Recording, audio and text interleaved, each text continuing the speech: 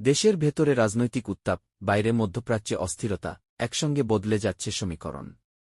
স্বরাষ্ট্রমন্ত্রীর বক্তব্যে সেনাবাহিনীর মাঠে থাকার প্রসঙ্গ, নির্বাচন পরবর্তী সহিংসতার অভিযোগ, প্রধানমন্ত্রীর কূটনৈতিক নির্দেশনা এবং ইরানের নেতৃত্ব নিয়ে আন্তর্জাতিক জল্পনা, সব মিলিয়ে পরিস্থিতি বহুমাত্রিক। এটি শুধু রাজনৈতিক বক্তব্যের লড়াই নয়, বরং নিরাপত্তা, বৈধতা, কূটনীতি ও আঞ্চলিক স্থিতিশীলতার প্রশ্ন। সামনে কি প্রশাসনিক পুনর্বিন্যাস, রাজনৈতিক চাপ বৃদ্ধি, নাকি কৌশলগত সমঝোতা? আজকের বিশ্লেষণে আমরা খুঁজব ঘটনার ভেতরের বাস্তবতা ও সম্ভাব্য পরিণতি।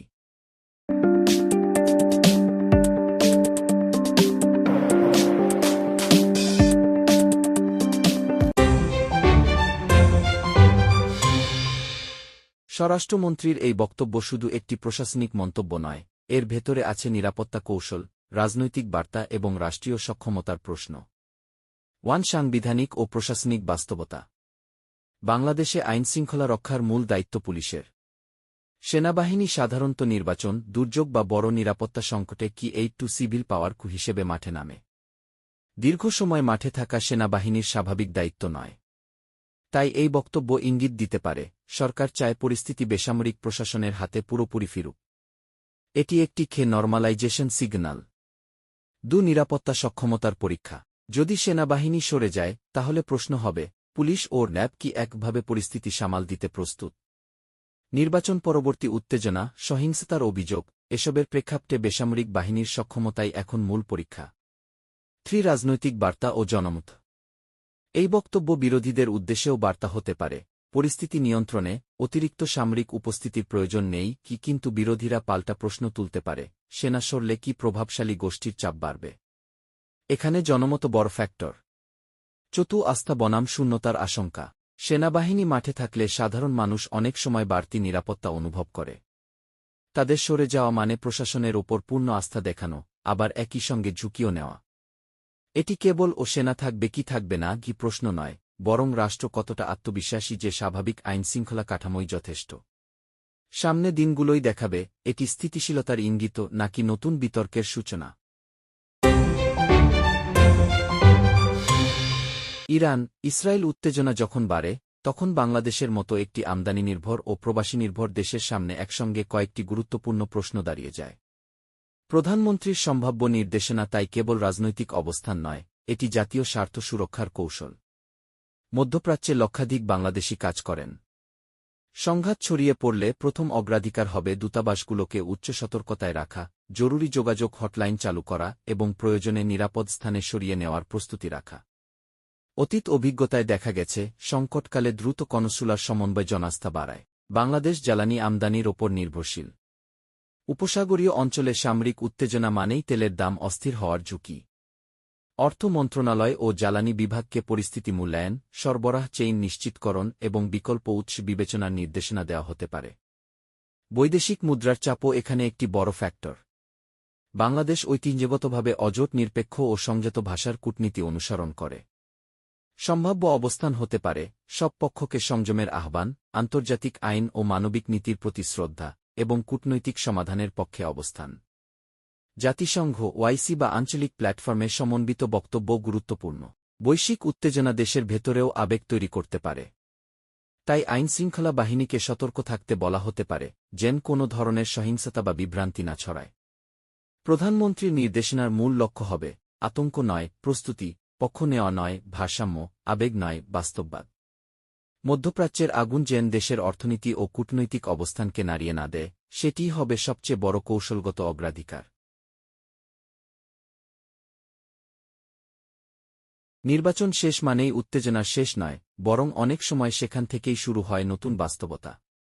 গোলাম পরওয়ারের এই মন্তব্য আসলে নির্বাচন পরবর্তী সহিংসতা ও প্রতিহিংসার পুরনো বিতর্ককে আবার সামনে নিয়ে এসেছে।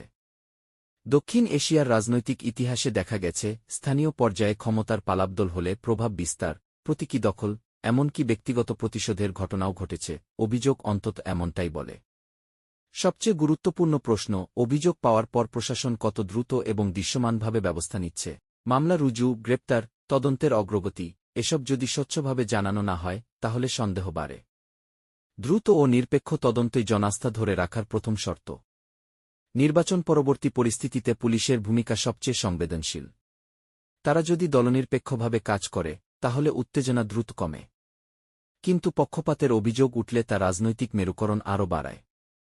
এখানে কমান্ড চেইন, মাঠপর্যায়ের নজরদারি ও জবাবদিহি অত্যন্ত গুরুত্বপূর্ণ। বিজয়ী দলের নেতৃত্ব যদি স্পষ্ট বার্তা দেয়, কোনো প্রতিশোধ নয়, আইন নিজের পথে চলবে, তাহলে মাঠপর্যায়ে প্রভাব পড়ে।